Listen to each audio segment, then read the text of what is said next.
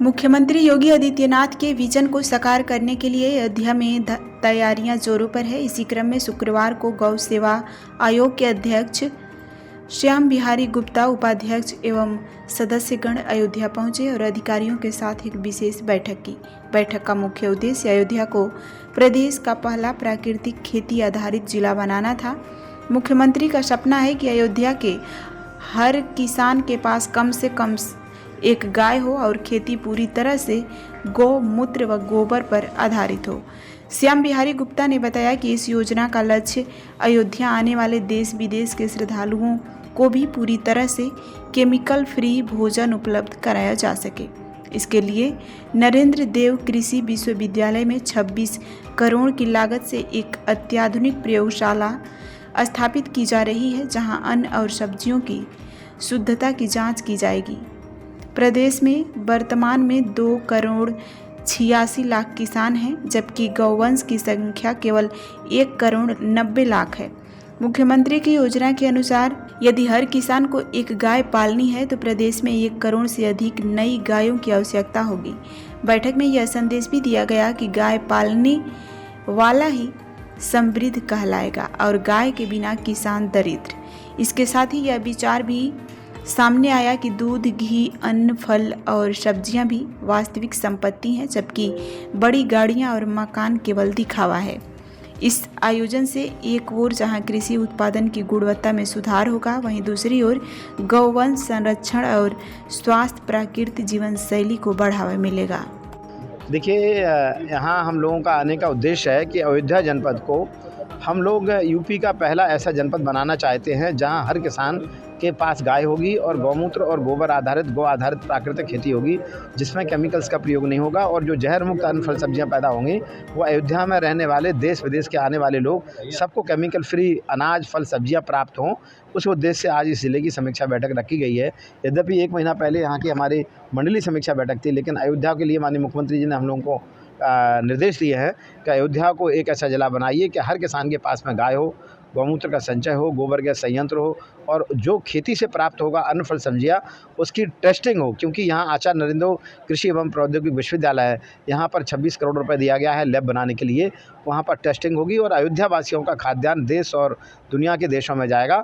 कोई भी गाय रोड पर नजर नहीं आएगी, क्योंकि आज जो स्थिति बनी है कि गौवंश की संख्या निरंतर यदि देखा जाए तो उत्तर प्रदेश में आबादी 25 करोड़ है, किसानों की संख्या 2 करोड़ 86 लाख है, जबकि गौवंश की संख्या मात्र 1 करोड़ 90 लाख है। यदि हर किसान एक गाय पालता है तो हमें 1 करोड़ गौवंश की आवश्यकता पड़ेगी। तो इसलिए आज यह है कि किसानों को हमें जागरूक करना है कि गाय आपके जीवन के लिए कितना ज़रूरी है। कीटनाशक दवाएं, डीएपी, यूरिया, खरपतवारनाशक कीटनाशक डालेंगे आप तो आपके बच्चे जहर खाएंगे, आपका पैसा cancer, kidney, diabetes, blood pressure में जाएगा, अस्पतालों में जाएगा। तो इसको रोकने के लिए केवल एक ही उपाय है कि ऑर्गेनिक फूड, नेचुरल फूड का एक बड़ा मार्केट है। आज कोरोना के कारण जनता बहुत जागरूक हुई है, देश और दुनिया में लोग पर्यावरण के लिए, भोजन के प्रति जागरूक हुए हैं, उसका हम लोगों को लाभ लेना है और अयोध्या जिले को एक ऐसा जिला बनाना है कि जिसमें दैहिक दैविक भौतिक तापा राम राज्य नहीं कहूँ व्यापा। इसको हमें साकार करने के लिए हमारे गौ सेवा आयोग की पूरी टीम आई हुई है। हमारे वरिष्ठ उपाध्यक्ष माननीय महेश शुक्ला जी हैं, हमारे तीनों सदस्य माननीय रमाकांत उपाध्याय जी, माननीय राजेश सेंगर, माननीय दीपक गोयल जी, हम पूरी टीम मिलके इस अभियान में लगी है कि आने वाले समय में मैं उत्तर प्रदेश को मैं एक ऐसा गाय के प्रति सकारात्मक वातावरण खड़ा करेंगे कि जिसके घर में गाय वो है समृद्ध, जिसके घर में नहीं है गाय वो है दरिद्र। दरिद्रता और समृद्धि की पहचान गाय से होगी, दूध घी दही से होगी, अन्न फल सब्जियां से होगी। बड़ी कार बड़े मकान धरे रह जाएंगे, घर में एक व्यक्ति को कैंसर हो जाएगा तो एक कैंसर ही आपके इस पूरी संपदा को अस्पताल तक पहुंचाने के लिए पर्याप्त है। सीएम की प्राथमिकता में अयोध्या है। सीएम की प्राथमिकता में सर्वोच्च। हाँ, वीडियो यहीं से ज़्यादा गौशालाओं के आपकी दुर्दशा है। वो आप सब लोग यहाँ के लोग जागरूक है, कोई भी छोटी सी घटना घटती है उसको आप इतना हाईलाइट कर देते हो। मैं चाहता हूँ कि आप इसमें आप समाचार इस प्रकार के निकालिए कि जो किसान गौ आधारित, मैं कह रहा हूँ जो किसान गौ आधारित खेती कर रहे हैं, उसको दिखाना गलत है। भाई साहब मैं पूछ रहा हूँ, हमारे यहीं के एक संतोष जी हैं, संतोष द्विवेदी, वो बैलों पर काम कर रहे हैं।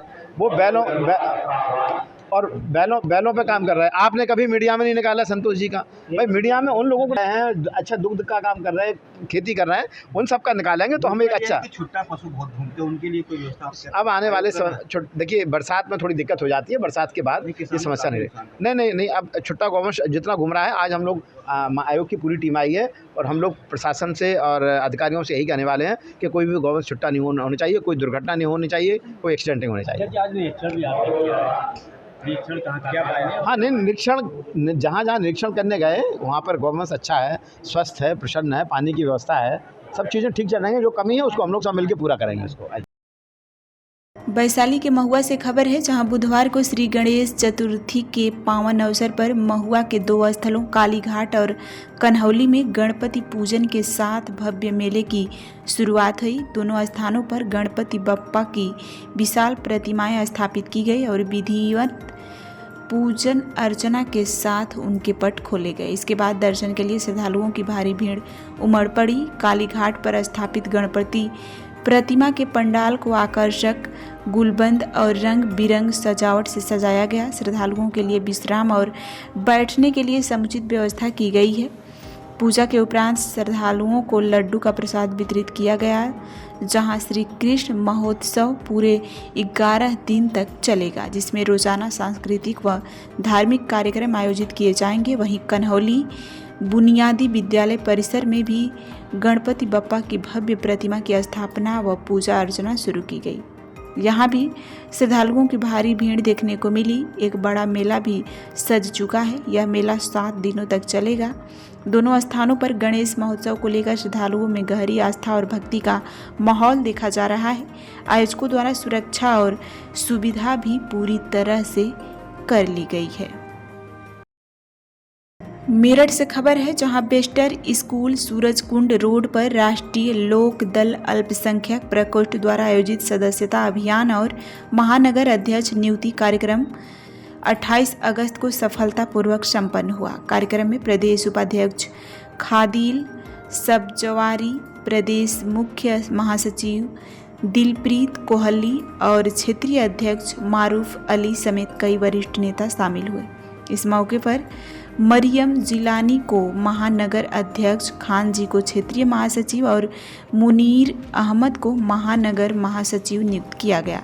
नेताओं ने संगठन को जमीनी स्तर पर मजबूत करने का संकल्प दोहराया और बड़ी संख्या में लोगों ने सदस्यता ग्रहण की।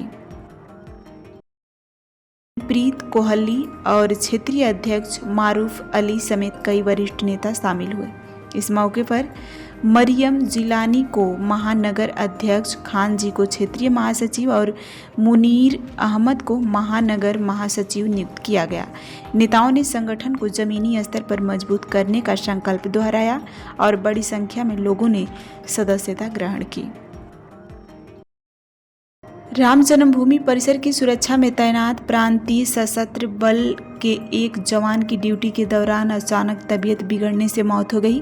मृतक जवान की पहचान राम हर्ष यादव के रूप में हुई है, जो पीएससी की 30वीं बटालियन में तैनात थे और मूल रूप से गोरखपुर जिला के निवासी थे।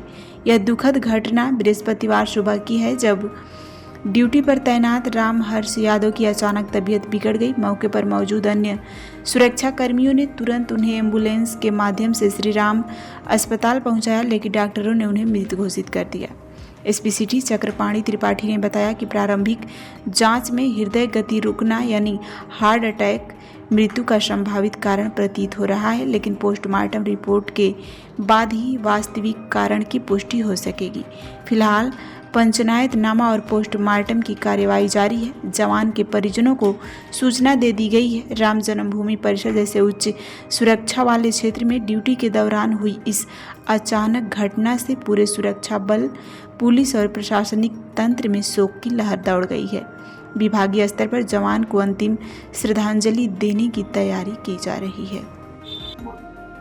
आज दिनांक 28 अगस्त 2025 को प्रातःकाल 9 बजे थाना आरजेबी अंतर्गत राम जन्मभूमि परिसर में एक पीएससी के कर्मचारी कार्यरत थे, जिनकी सुबह तबीयत खराब होने की सूचना पे तत्काल उन्हें श्री राम हॉस्पिटल ले जाया गया, जहां डॉक्टरों द्वारा उनको मृत घोषित कर दिया गया। प्रथम दृष्टया चिकित्सकों द्वारा इसको कार्डियक अरेस्ट की एक घटना बताई गई है। शेष आगे पोस्टमार्टम आदि की कार्रवाई पे क्लियर होगा। इनके परिजनों को सूचना दे दी गई है और सभी आगे आवश्यक कार्रवाई की जा रही है। कितनी उम्र थी और कहाँ का रहने वाला था? ये गोरखपुर में इनका परिवार रहता है और गोंडा में पीएसी की वाहिनी में नियुक्त थे। वर्तमान में ये अपनी सेवाएं राम जन्मभूमि परिसर में ही दे रहे थे और इनका परिजनों को सूचित कर दिया गया है। शेष कार्रवाई की जा रही है। वैशाली से खबर है, जहां गोविंदपुर सिंघारा में स्वतंत्रता सेनानी स्वर्गीय अब्दुल शकूर अंसारी की 41वीं पुण्यतिथि के अवसर पर एक श्रद्धांजलि सभा का आयोजन किया गया। इस पर शिक्षक, छात्रों, स्थानीय नागरिकों और विशिष्ट अतिथियों ने श्रद्धांजलि अर्पित कर उन्हें योगदान को याद किया। कार्यक्रम की शुरुआत कारी नदीम साहब मिस्तवाही द्वारा कुरान की लिखावट से हुई। इसके बाद मदरसे में छात्रों ने नात ए पाक पेश कर माहौल को भावुक और अत्याधुनिक बना दिया। इस अवसर पर वक्ताओं ने स्वर्गीय शकूर अंसारी के जीवन और योगदान को विस्तार से याद किया। गुलाम मुस्तफ़ा अंसारी, अध्यक्ष अंसारी एकता जिला वैशाली एवं सचिव राजीद पार्टी जिला वैशाली ने कहा कि स्वर्गीय शकूर अंसारी राष्ट्र के एक सच्चे और वफादार नेता थे, जिन्होंने देश की आज़ादी और समाज सेवा के लिए अपना जीवन समर्पित कर दिया। डॉक्टर एजाज अहमद ने उनके भतीजे एवं तेगिया उमराह सेवा के निर्देशक ने बताया कि आदरणीय चाचा जी न सिर्फ एक स्वतंत्रता सेनानी थे, बल्कि एक धार्मिक राष्ट्र सेवक भी थे। उन्होंने इस्लाम धर्म के प्रचार प्रसार के लिए अपने माता पिता के नाम पर गांव में इस्लामिया नवीनिया मदरसा की स्थापना की। मदरसे में सचिव अनवालुक हक ने उनकी बहुआई भूमिका को रेखांकित करते हुए कहा कि शकूर साहब एक राजनीतिक नेता के साथ साथ एक सामाजिक और राष्ट्र नेता भी थे, जिनकी सेवाओं को कभी भुलाया नहीं जा सकता। जिला महासचिव राजद और माँ ऑल इंडिया अंसारी एकता कमेटी के जिला सदर, आज हमारे यौम मुजाहिद आज़ादी अली जनाब अब्दुल शकूर अंसारी साहब का यौम वफ़ात का दिन है। ये हम तमाम लोगों ने खिराज अक़ीदत पेश किया हूँ। अब्दुल शकूर अंसारी जिन्होंने कौम की खिदमत के लिए अपनी पूरी ज़िंदगी कौम खिदमत में लगा दी और उन्होंने यहाँ एक मदरसा इस्माइलिया नबीनिया का इनेकाद किया अपने वालिदैन के नाम से, और उन्होंने कई लोगों को सरकारी टीचर में बहाल कराया और लास्ट में उन्होंने हैंडलूम बोर्ड बिहार सरकार में चेयरमैन रहे और उसी ओहदे पर उनकी वफ़ात हो गई। अंसारी साहब का भतीजे या पोते में आते हैं। पूरी ज़िंदगी उनको देखा है, भतीजा है। और चचा का आज यौम वफ़ात, एक लंबी ज़िंदगी सियासी तौर से, समाजी तौर से, मिली तौर से उनका रहा है। आप क्या पैगाम देना चाहेंगे? उन्होंने जो किया है वो ज़मीन पर है मदरसा इस्माइलिया नबीनिया के नाम से, और इसके अलावे उन्होंने राजनीतिक जीवन में बहुत अच्छा काम किया है। जिस टाइम में इमरजेंसी था उस टाइम में उनके पास में बहुत पावर था, बहुत अच्छा काम किए, बहुत आदमी को बहाली में, नौकरी में दिलाने का काम किया। इसके अलावे लास्ट में आखिर में उनको हैंडलूम बोर्ड का चेयरमैन बनाया गया था। उसी असना में उनकी मौत हो गई। इस नाचीज़ के